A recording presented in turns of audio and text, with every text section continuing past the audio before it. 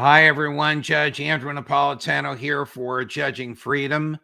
Today is Wednesday, November 26, 2025, the day before Thanksgiving here in the United States. Scott Ritter will be with us in just a moment on how much longer is this war going to go on in Ukraine. But first, this. History tells us every market eventually falls. Currencies collapse. And look at where we are now. 38 trillion in national debt. Stocks at record highs defying gravity. So what happens next? Groceries, gas, housing, everything's going up. And this dollar, it buys less every day. When the system breaks, your stocks won't save you and your dollars won't either. But one thing will: gold. I've said it on my show for years. Gold survives collapse. Central bankers know this and billionaires know it. That's why they're buying more. Is it too late to buy or is it just the right time? Call my friends at Lear Capital to find out. Ask questions. Get the free information. There's no pressure. And that's why I buy my gold and silver from Lear. And right now you can get up to $20,000 in bonus metals with a qualified purchase. Call 800-511-4620 or go to LearJudgeNap.com today. Scott, welcome here, my dear friend. Before we start, to everybody watching, apologies for the internet issues. I understand my voice is coming through, but I look a little blurry, but it is me, and Scott is fine, and he does not look blurry, and he's just back from a long trip to Russia.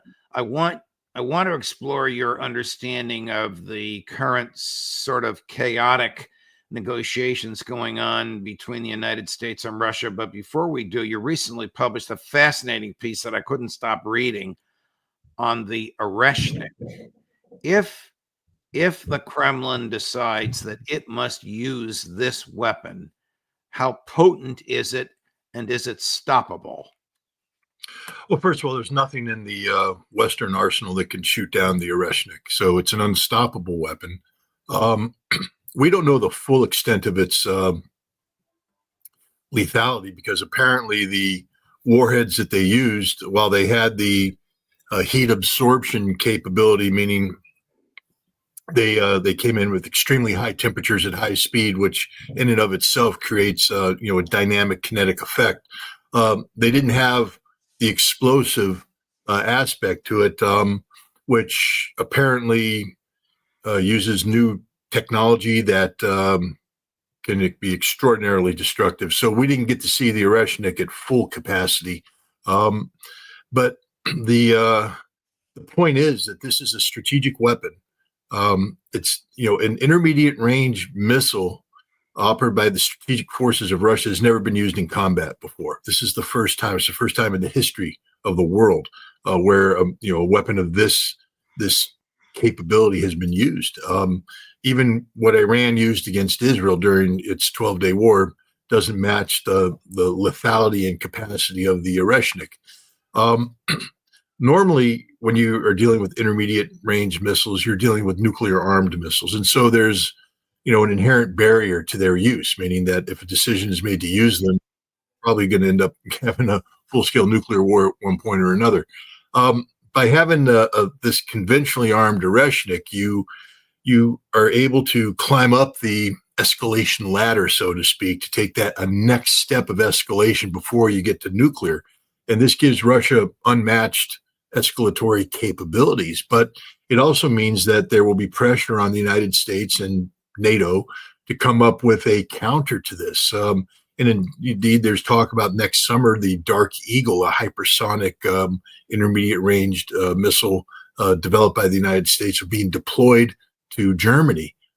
This would give the United States the ability to strike the Kremlin with pinpoint precision 7 minutes after launch. Unprecedented. Even the Pershing 2, we're talking about 12 minutes back in the 80s. We're headed in the wrong direction here. We're headed in a direction where these horrible weapons are becoming easier to use. And it puts us closer to a hair trigger nuclear escalation reality. I know there's a lot of people out there that, like to say Oreshnik, but the fact is, it's a very destabilizing weapon, and if we don't find a way to not only control it, but to be honest, to eliminate it, it's just going to be the harbinger of bad things to come. Are we about to see another nuclear arms race like we had 30 or 40 years ago? I think we're getting ready to see the intermediate nuclear forces version of that. You know, I'm sure we'll talk about it. There's a 28-point peace plan that's been leaked out there. The veracity and the completeness of this plan is unknown at this time. But in those 28 points, there is a reference to extending the New START treaty as is. No new negotiation, extending it, and then beginning negotiations. So I do believe that the United States and Russia will find a way to prevent a strategic nuclear arms race. But what we're seeing is a repeat of the 1970s and 80s when Russia deployed the SS-20 intermediate range missile. At that time, an all new technology, a transition Russia out of the liquid fuel models of the SS-4, SS-5 missiles of Cuban Missile Crisis fame, and propelled them into the solid rocket motor area, mobile missile with 3 nuclear warheads. Russia ended up, building and deploying about 200, and that's 600 nuclear warheads raining down on Europe. And at that time, there was nothing that could match it. We responded by deploying the ground-launched cruise missile, the Tomahawk, and the Pershing II into West Germany, into Italy, into Great Britain.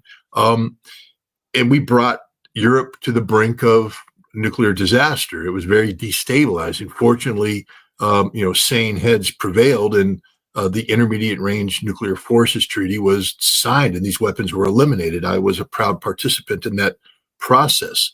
But Donald Trump withdrew from the INF Treaty in 2019, and now there is no INF Treaty. And one of the things that I found is that while the Russians seem to be okay talking about their strategic capabilities, and heck, Putin came out there and gave a briefing about the Burevestnik. They published photographs of the Burevestnik. They published photographs of the Burevestnik in its production hall. They've talked about the Poseidon, published technical drawings of the Poseidon. The Yars, again, Russian television crews have been in the production hall of the Yars strategic missile, et cetera, the Bulava strategic missile. But when I made the recommendation that we need to, remove the transparent, we have to be more, Russia needs to be more transparent about Oreshnik so that begin these discussions about how to prevent a nuclear arms race. The Russians were like, nah, we're not revealing anything. We're not talking to anybody about this missile. We're not giving away any of the data. And this just creates even more uncertainty on the part of the West, more fear, or in some cases, sort of an aggressive cockiness, because there are many people in the West that believe that the Oreshnik missile that was fired by Russia on November 21st of last year was a one-of missile, that there is no capacity to produce it in mass numbers, that Russia isn't telling the truth about serial production, that this is just one big bluff. Again, a dangerous way of thinking. Wow. And of course, it is Russia, President Putin himself, who offered to extend the New START treaty beyond its termination just 3 months from now. So something's going to have to be done between now and February about the START treaty. I think if I'm reading the tea leaves correctly, both sides will just recommend the treaty cannot be extended. It doesn't allow for that. Now, they can do things such as amend the treaty, which gives them another extension. And you can do that if you don't touch the treaty, if you don't try to make the treaty into something that isn't. It probably could be done that the president could get the U.S. Senate to ratify an extension, and Putin could get the Russian Duma to ratify an extension. Whether they make that a 2-year, 3-year, 5-year extension, I don't know. But what it does is it buys time then for us to begin the more complicated, negotiations for a treaty that takes its place, that takes into account the Burevestnik, the Poseidon, the Yarzim, the Sarmat, all of the Avant-Garde, all these other missiles. But what's lacking in that is, for instance, anti-ballistic missile. The Russians just aren't happy with the way things are going right now. They believe that we have to have some sort of anti-ballistic missile treaty. This goes back to 2010 when Rose Gutemiller, the American negotiator, lied to Anatoly Antonov, the Russian negotiator, saying that just let us get past this New START thing, and then we'll sit down and we'll talk about anti-ballistic missiles. The Russian wanted incorporated into the New START treaty. So the Russians allowed this treaty to go forward as a strategic arms only document. And then when Anatoly Antonov picked up the phone and called Rosa Gutemiller and said, we're ready to begin the ABM talks, she said, no, we're just not going to do that. They lied, straight up lied to the Russians. The same thing with INF right now. There is no INF treaty. And the Russians have built some extraordinary capabilities. It goes beyond Oreshnik. There's other INF systems that are being deployed, being developed as we speak. Russia will have an overwhelming advantage to the United States over this. This will trigger an arms race, a very dangerous situation. And so these, in addition to a new START treaty, we're going to have our, re-engagement with the Russians on anti-ballistic missile and INF. And why did Trump pull out of the INF in 2019? Because John Bolton told him to? Well, no, it began during the Obama administration. There were accusations that Russia was cheating. They named a particular system, the 9M729 system, and they said that this was it was tested in violation of the range limitations. The Russians denied this, and the Russians actually set up a demonstration in June of 2019 to show that it wasn't that they were in fact complying. But the United States had already made up their mind. It wasn't that we were looking for an excuse because Donald Trump wanted to be able to deploy intermediate nuclear force missiles to counter China's advantage over those missile systems. And so he was looking for any excuse to get out of the treaty. And now he's out, and we're paying the consequence because we don't have anything to match China's capabilities. And now Russia has the Oreshnik, and we've got nothing to match that too. It was a fatal mistake. All right. Let's get to Ukraine. Is this going to end as the military conflagration going to end on the battlefield or a conference room? Battlefield. There's Ukraine's incapable of making the kind of compromises necessary. Ukraine continues to insist that negotiations be done that reflect that Ukraine is winning this war, that Ukraine gets to dictate outcomes. Ukraine gets to dictate nothing. Russia gets to dictate everything. Russia has indicated, based upon leaked phone calls and everything, a willingness for a negotiated settlement. One of the reasons is, and this came clear from my recent trip, is that while the Russian economy is functioning and doing well, the sanctions are causing problems. There's a cash shortage in Russia right now. They don't print money like we do. And literally the government is running out of cash to continue funding this war. And if they don't have this war ended by, say, middle of 2026, Russia will have to go into a war mobilization economy. Everybody says the Russian economy is going to collapse. They just have no idea what they're talking about. The Russians are capable of, moving out of this capitalist, kind of economy they have running now, venture capitalism, et cetera, and going straight to a mobilization war economy. They can make that transition overnight, and they can sustain the war forever at that point in time. But, that brings a cost to the Russian economy. That will require the Russian people to do some belt tightening, which they're fully capable of doing. But the Russian government would prefer not to do that. And so if they can, make this next step and get the United States to put pressure on Ukraine to end the war on terms, that are in accordance with Russia's demands, that would prevent them from making this transition. But Russia's fully prepared to go all the way. I mean, there will be no backing down on Russia. I mean, the stupidity of the Ukrainians, saying they want 800,000 men. Hell, they only had 260,000 when the war started. And Russia wasn't going to let, with that 260,000 included 68,000 NATO-trained troops are being amassed on the border of the Donbass to preemptively strike the Donbass and kick the separatists out.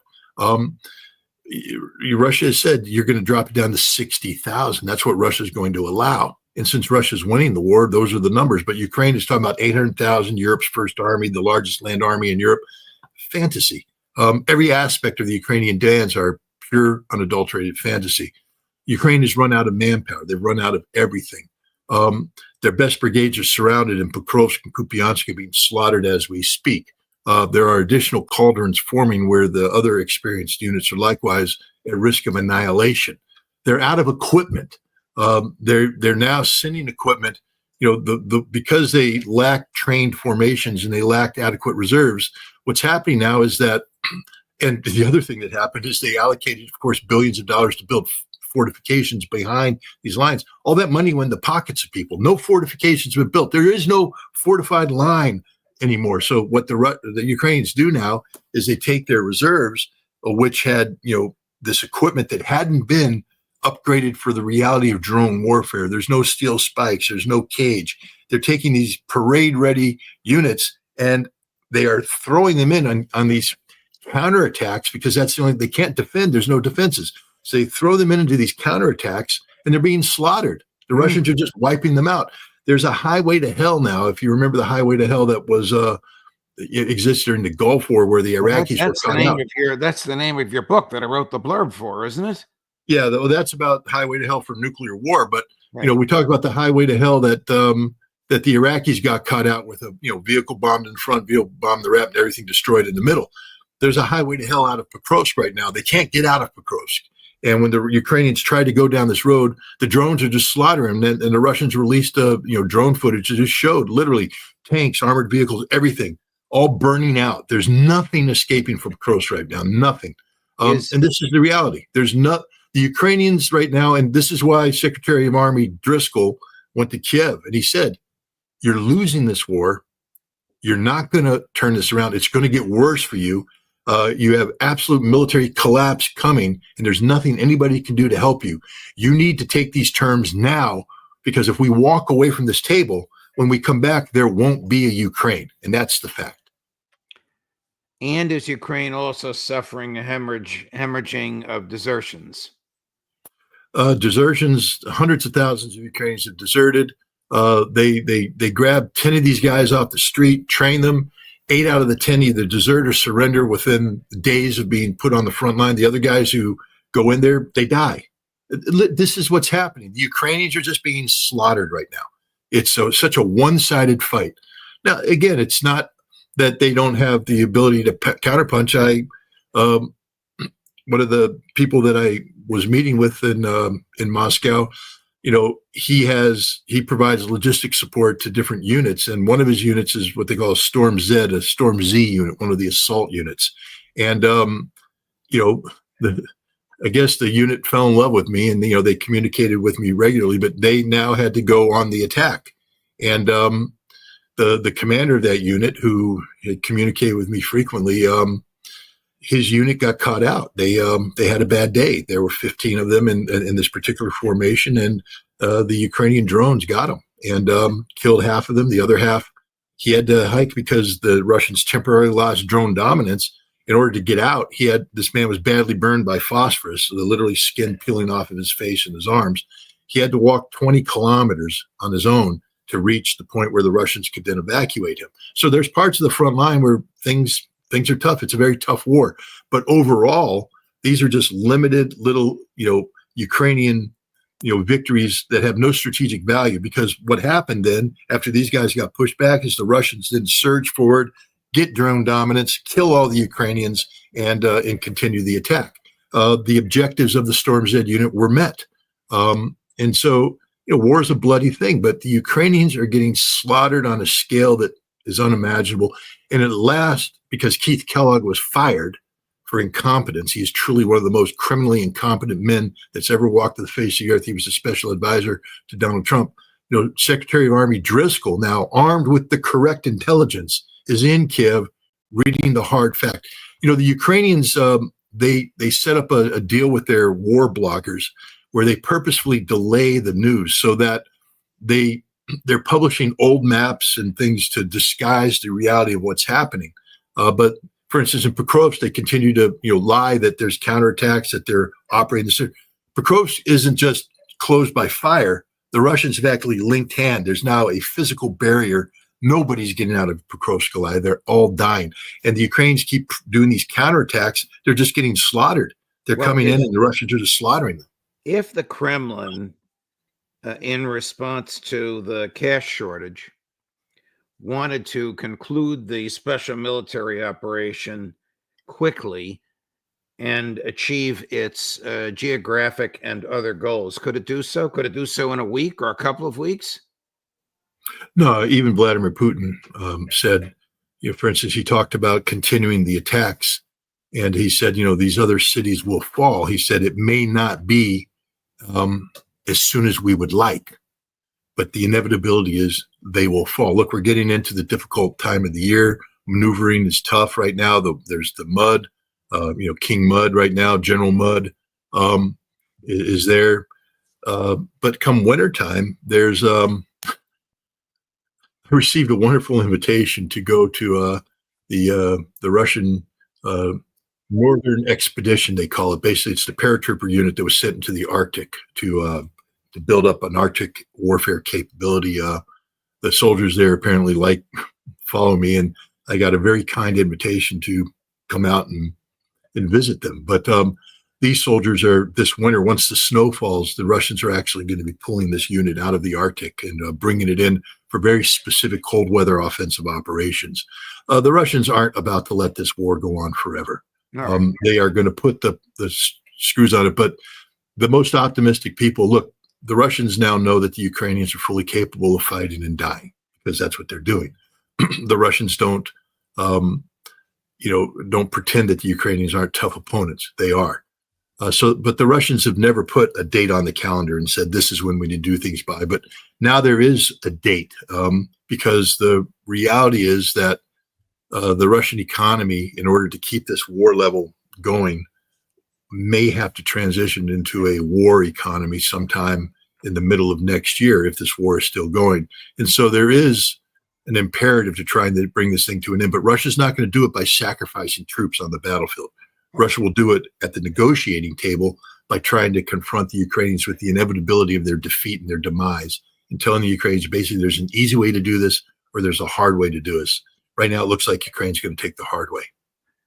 How will President Putin react when Steve Witkoff and Jared Kushner, of all people, show up next week? Will he politely say, thank you, I'll listen to what you have to say, safe flight home? I think he'll listen. But the bottom line is this is the point that I received over and over and over again. There is no room for compromise on critical issues. And it doesn't matter how badly Trump needs to understand that Europe is out. And I think he understands it. He's not working with the Europeans. And now Zelensky's desperate because he was supposed to meet with Trump. He says, I can't do it without the Europeans. And Trump's like, I don't care about the Europeans. They're irrelevant because they are. They're really irrelevant to this problem. They just undermine and try to drag this war out. Ukraine needs to be told that there will be dire consequences for failing to accept the Russian demands. And the dire consequences means the literal death of a nation. And Zelensky has to understand that means the literal death of Zelensky. I mean, this man is not long for this world.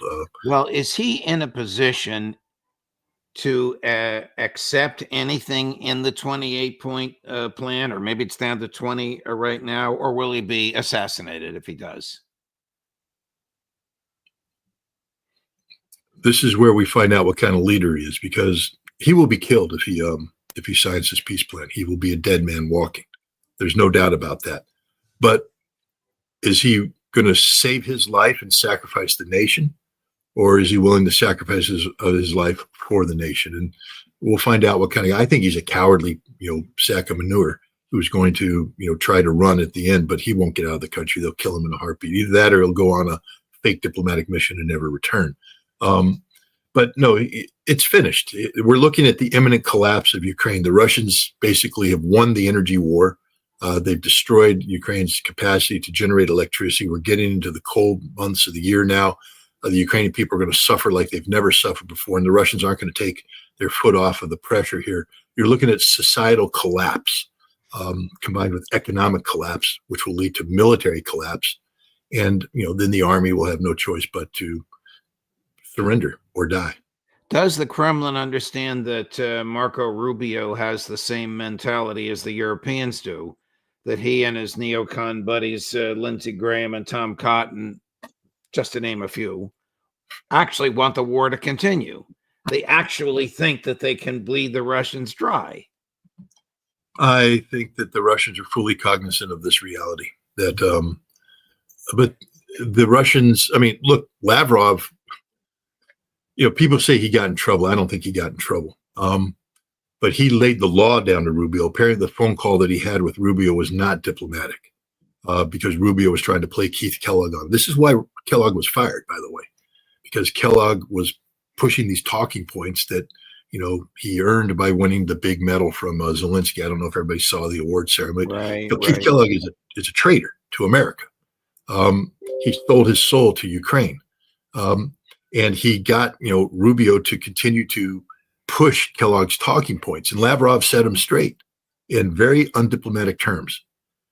Pound sand, go to hell, get out of here. We're not doing this. What part of we're winning the war don't you understand? And that was a wake-up call for Rubio. And this is why you notice Rubio is not involved and he's not the lead on any of these negotiations. Witkoff is driving the ship right now. He's the guy. He and Dmitriev have set up a back channel that if this succeeds, and there's every indication that it could, if Trump is willing to, put the pressure on Ukraine that has to be put, this could go down in history as one of the great, back channel deals. RFK Jr. or RFK, I'm sorry, had a, back channel with Dobrynin to, get the Russian missiles out of Cuba and get the American missiles out of Turkey. Everybody forgets that part of the deal. Willy Brandt had a back channel with Brezhnev back in the 70s where it helped prevent the spread of nuclear weapons into Germany. And even more recently, again, during the Biden administration, we had CIA Director Burns meeting on a regular basis with Naryshkin, the head of the Russian intelligence service, SVR. They weren't able to promote peace, but they did maintain just enough communications to prevent a war. And I think Witkoff and Kirill Dmitriev will go down in history as one of the great back channels of all time if they can pull this deal off. Scotty, thank you very much, my dear friend. I appreciate your time. I know you've just returned from Russia. Probably need a few good nights of sleep. Nights of good sleep. Thank you. Happy Thanksgiving to you and your family. We'll look forward to seeing you next week. Okay, Judge. Thanks a lot. Happy Thanksgiving. Thank you. All the best to you. Coming up today on our Super Wednesday at 11 o'clock, Max Blumenthal. At noon, Professor Glenn Deason. At 1 o'clock, Colonel Douglas McGregor. At 2 o'clock, Colonel Lawrence Wilkerson. At 3 o'clock, Phil Giraldi. At 4 o'clock, Professor John Mearsheimer. Judge Napolitano for Judging Freedom.